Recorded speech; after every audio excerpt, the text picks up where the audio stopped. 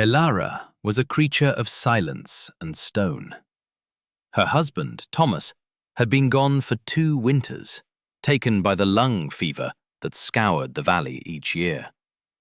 He had left her little, a small, sturdy cabin on the valley's northern slope, a single, placid horse named Micah, and the journals.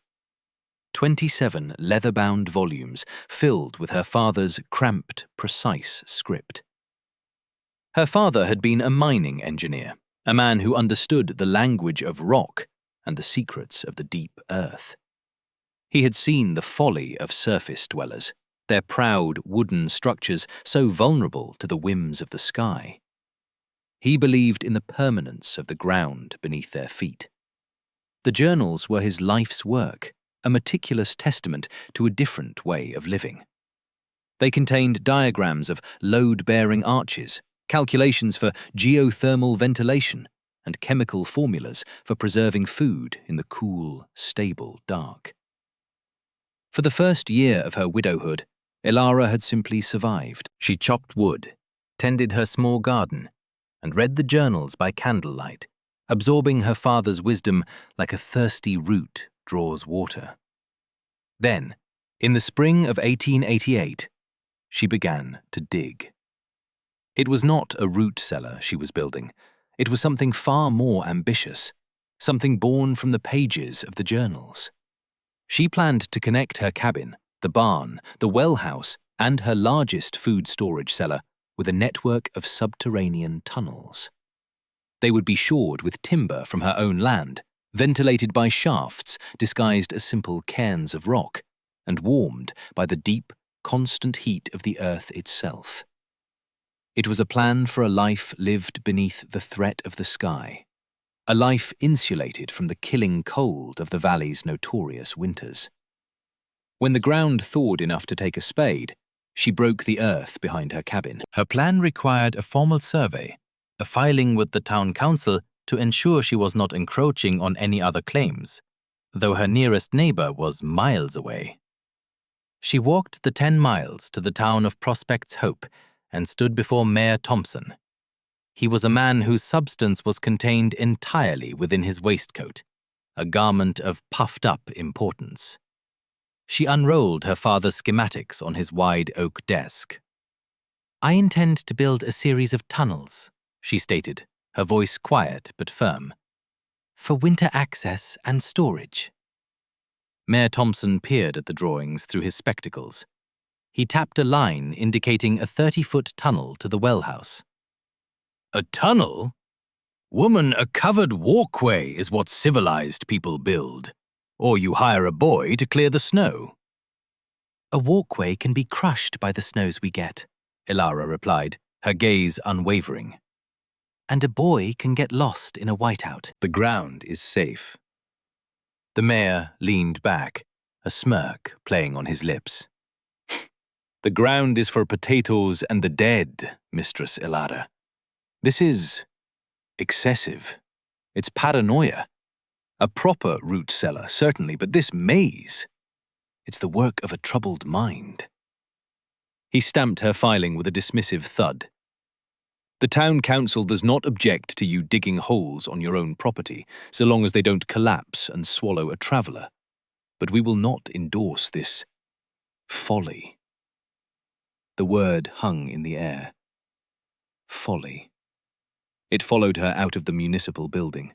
It clung to her as she bought supplies at the general store. By the time she had started the long walk home, the story of the widow's tunnels had already begun its journey through the town's gossip network. Silas Croft, the valley's wealthiest rancher, heard the tale over whiskey at the saloon. He was in the process of building a new home for his family, a grand 2-story affair with enormous glass windows imported from the east. It was a monument to progress, a defiant statement against the wilderness. "Tunnels?" Croft boomed, his laughter filling the room. "While I'm building a house to greet the sun, she's burrowing like a mole. A house should be proud, open to the sky." The men around him nodded in agreement. Dr. Alastair Finch, a man of science and rigid certainty, offered his own professional opinion. "It is profoundly unhealthy," he declared to a group of concerned women at the church social. "That kind of subterranean living invites dampness. It is a breeding ground for consumption, for ague, for all manner of pulmonary afflictions. Her lungs will be filled with rot by the first snow." The warnings and the mockery spread like a contagion. Her project was given a name: Elara's Folly. Sometimes it was called the Dirt Witch's Maze. Children would whisper it as she passed. Men would tip their hats with an exaggerated pity.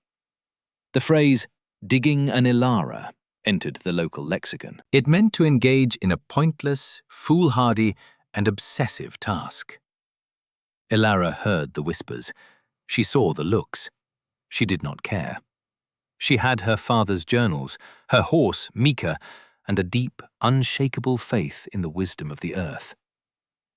The work began in earnest. Every morning before dawn, she was outside, the lantern casting a lonely yellow circle in the pre-dawn gloom. The pop and scrape of her shovel against the rocky soil was the first sound of her day. The earth did not yield easily. It was a dense composite of clay and stone, locked together by years of frost and thaw. She would dig for an hour, her breath pluming in the cool air, before Mika would stir in the barn. She would feed him, curry his coat, and speak to him in low, soft tones. He was her silent confidant, the only living creature who witnessed her labor without judgment. Together they worked. She would fill the buckets with dirt and rock. He would haul them away on a small sledge she had built, pulling the earth to a distant part of her property, where she used it to build up berms against the northern face of her cabin and barn. It was a slow, brutal rhythm. Dig, lift, haul, dump, return.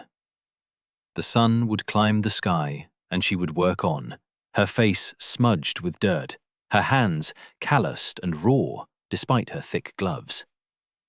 The townspeople saw only the growing pile of displaced earth. They did not see the meticulous engineering taking place below the surface. They did not see her consulting the journals each night, cross-referencing her father's calculations for timber framing against the reality of the soil she was excavating. Each support beam was cut and notched with painstaking precision. She learned the geometry of the keystone arch, creating vaulted ceilings that could bear the immense weight of the earth above. She lined the walls with a mixture of clay and straw, a natural plaster that sealed out the damp Dr. Finch was so certain would kill her. By midsummer, the first tunnel was complete. It ran 40 feet from a new door in her cabin's foundation to the main storage cellar. It was 5 feet wide and 7 feet high, tall enough for her to walk without stooping. The air inside was cool and still, smelling of damp earth and fresh-cut pine. She lit a lantern and walked its length for the first time. The silence was profound.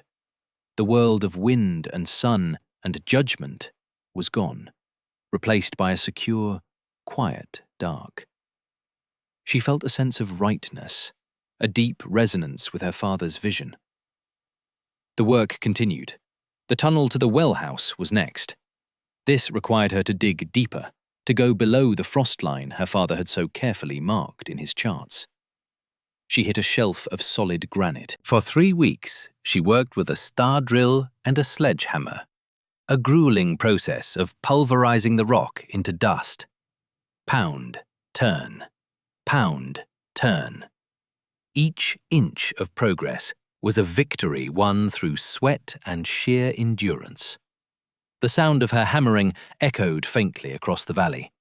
Silas Croft heard it from the porch of his new house, where he was supervising the installation of his magnificent plate-glass windows. "Still at it," he said to his foreman, shaking his head. "The woman has a sickness of the mind." By the first frost of autumn, the main network was complete. Cabin to cellar, cellar to barn, cellar to well house. She had installed clever ventilation shafts, their surface openings hidden among natural rock outcroppings. She had dug a small side chamber for a winter's worth of firewood, and another for Micah's hay and oats. The final phase of the project was preservation. Her garden had produced a bountiful harvest. She spent the shortening days of October slicing apples, canning beans, salting meats, and storing root vegetables in the deep, stable cold of the main cellar. Her father's journals guided her, providing recipes for brines and techniques for drying that were centuries old. She worked with a focused, unhurried intensity. The town was preparing for winter in its own way. Wagons brought in supplies from the east before the passes closed. Men chopped wood and stacked it high against their houses. There was a feeling of battening down the hatches, of preparing for a familiar annual siege. But that autumn, there were signs. They were subtle at first, visible only to one who knew how to read them. Elara, taught by her father's journals and her own quiet observation, saw them all. The squirrels were frantic, hoarding pine cones with a desperate, almost manic energy. The high-altitude birds, which usually lingered until the first heavy snow, were gone by mid-October, a full month early. A flock of geese, flying south, had turned back mid-flight, an event so unnatural it made the hair on her arms stand up. Then came the silence. One morning in early November, she awoke to a world devoid of sound. No birdsong, no chatter of squirrels, no distant call of a coyote. The air itself felt heavy, pressed down by an immense, invisible weight. She checked the old barometer her father had mounted by the cabin door. The needle had fallen further than she had ever seen it go. It was resting against the small pin at the very bottom of the dial, a place marked only with the word storm. That evening, a strange scent came on the wind.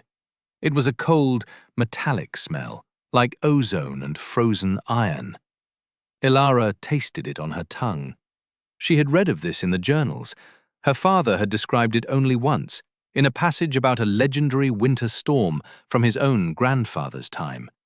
A storm that had buried entire homesteads and reshaped the valley.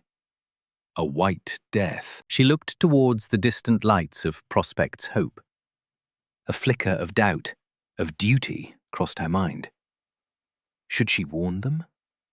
She pictured herself walking into the saloon, her face earnest, trying to explain the meaning of the silence and the metallic air. She heard Silas Croft's booming laugh. She saw Mayor Thompson's condescending smirk. She imagined Dr. Finch explaining away her fears with some sterile scientific dismissal. They would not listen. They would call her mad. Her warning would only become another chapter in the legend of Elara's folly. Her duty was not to them. Her duty was to the wisdom her father had left her, and to her own survival. She made her final preparations. She brought the last of the firewood into the tunnel. She filled every spare bucket and barrel with water from the well, using the hand pump in the secure shaft of the well house. She led a reluctant Micah from his comfortable stall in the barn, down a gently sloping ramp, and into the large, hay-filled chamber she had prepared for him off the main cellar. He resisted at first, his eyes wide in the lantern light, but she soothed him with soft words and a handful of oats. Her last act on the surface was to secure the heavy, insulated doors she had built for the tunnel entrances at the cabin and the barn. She packed their edges with strips of cloth and hammered wooden braces into place. When she was done, she stood for a moment and looked out at the valley. The sky was a strange, bruised purple. The world was holding its breath. Then she went inside, closed the cabin door, and descended into the quiet safety of the earth. The storm arrived on November 17th, 1888. It did not begin with a gentle flurry. It struck the valley like a physical blow. A wall of white descended from the north, driven by a wind of mythic violence. It was not merely a blizzard. It was a terrestrial hurricane of snow and ice. In Prospect's Hope, the first sign of trouble was the sound. The wind shrieked like a banshee, a rising, incessant scream that clawed at the nerves. Snow, driven horizontally, became a blinding, scouring abrasive. Within an hour, the town was gone, erased from sight, buried in a churning vortex of white. At his new ranch house, Silas Croft stood by his magnificent windows, a glass of brandy in his hand. "Let it blow," he chuckled to his wife. "We as snug as bugs in here." Then the first window imploded. The glass, chilled to brittleness by the cold and battered by the wind, shattered into a million pieces, spraying the room with deadly shrapnel.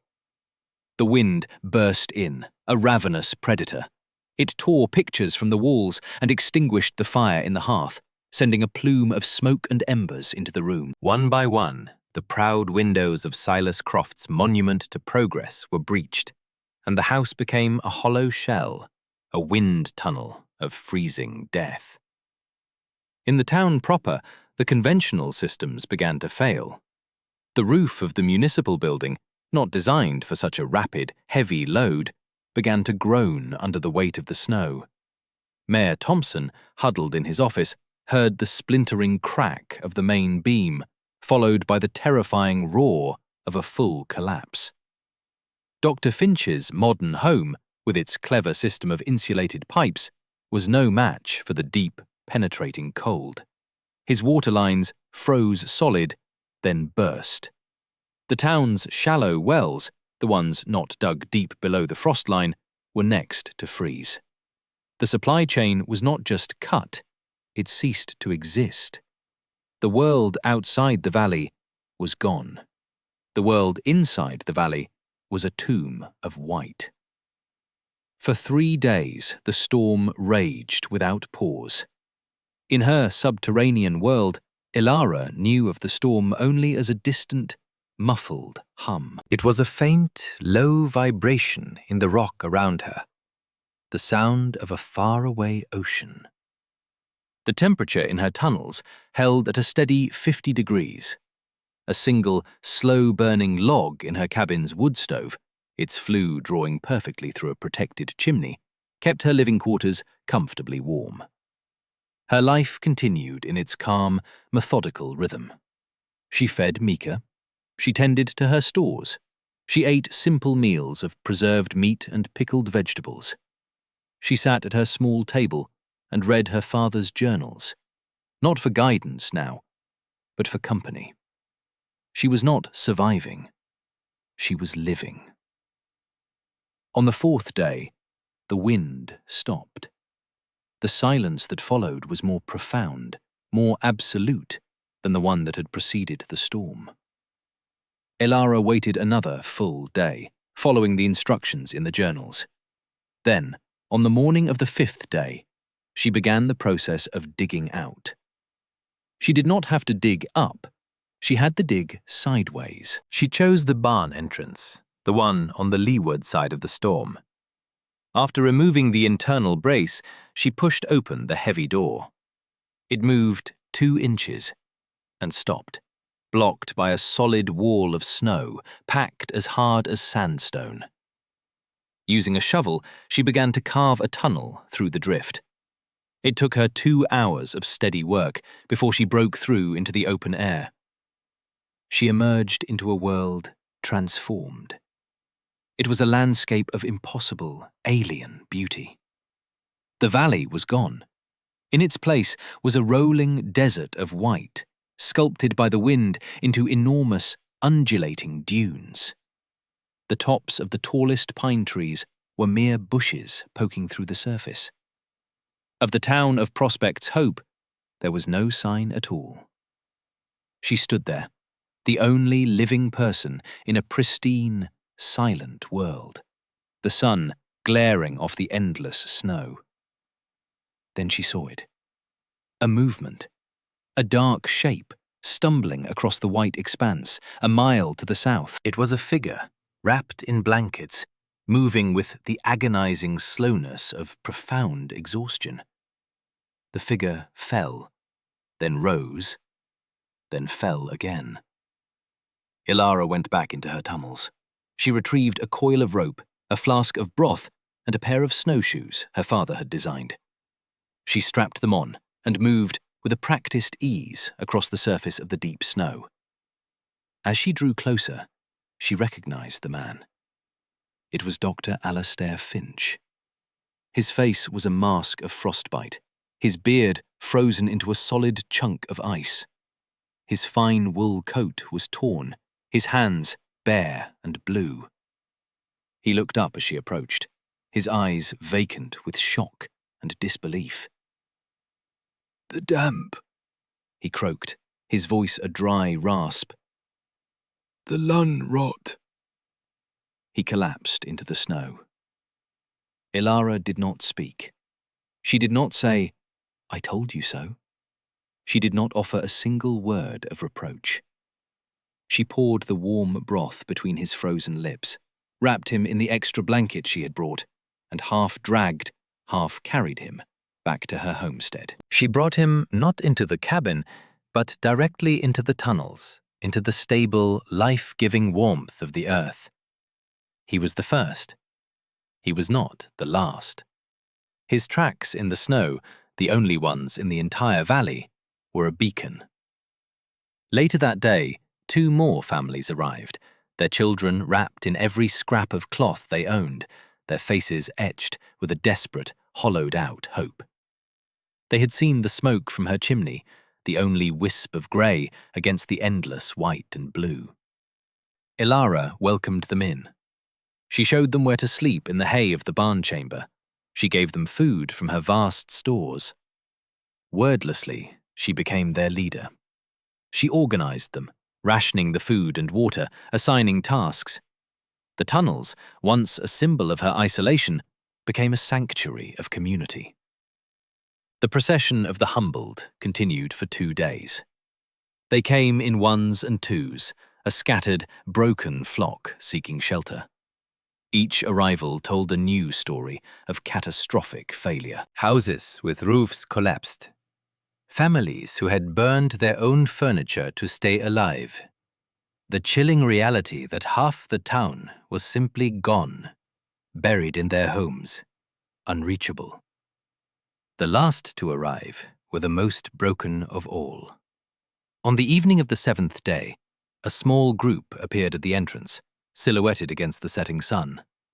It was Mayor Thompson, his waistcoat stained and torn. Beside him was Silas Croft, his face gaunt, his eyes stripped of all their arrogant fire. His wife and children were with them, shivering uncontrollably. They had survived in the wreckage of their grand home, a single interior room where they had huddled together for days. Silas Croft, the man who built his house to greet the sun, looked at the dark, earthen moor of Elara's tunnel entrance. He looked at Elara, her face calm, her expression unreadable. He fell to his knees in the snow. "We were fools," he wept, the words catching in his throat. "We were proud, arrogant fools." Elara simply nodded and held the door open for them to enter. For 2 weeks, the survivors lived in Elara's Folly. 37 souls in the dark, warm belly of the earth. Elara's quiet, steady competence was the rock upon which their survival was built. She taught them the principles of her father's journals, how to conserve heat, how to ration food, how to live in harmony with the reality of their world, not in defiance of it. When the thaw finally came and the world began to re-emerge, a town meeting was called. It was not held in the ruined municipal building. It was held in the largest of Elara's chambers, the main storage cellar, its walls lined with the very provisions that had saved them. They stood before her, the remnants of Prospect's hope, their faces illuminated by the soft glow of a dozen lanterns. Mayor Thompson stood first. His voice, once so full of pompous authority, was quiet and heavy with shame. "I am the one who named your work Folly," he said, his eyes fixed on Elara.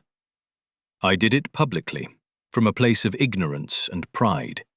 I championed what I called civilized methods. Our civilization is now buried under 10 feet of snow. Your method is why we are alive." He took a deep breath. "You were right. We were wrong.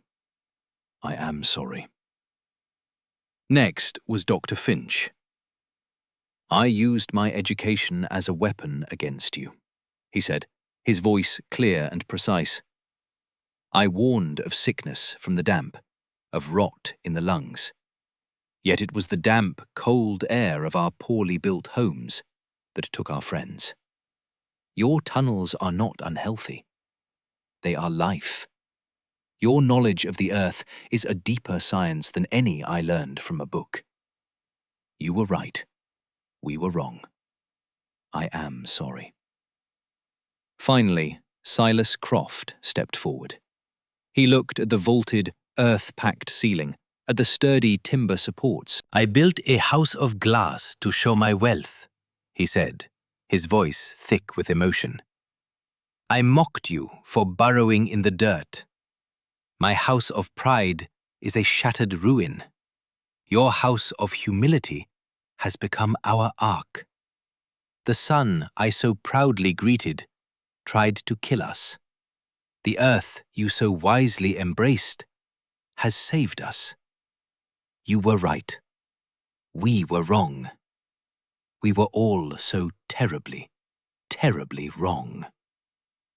When the apologies were done, the room was silent. All eyes were on Elara. She looked at the faces before her, the people who had scorned and ridiculed her. There was no triumph in her eyes, only a deep, weary sadness. "My father taught me that pride is the thinnest of shelters," she said, her voice echoing softly in the chamber. "He taught me that the earth does not care about our plans or our progress. It has its own ancient rhythms.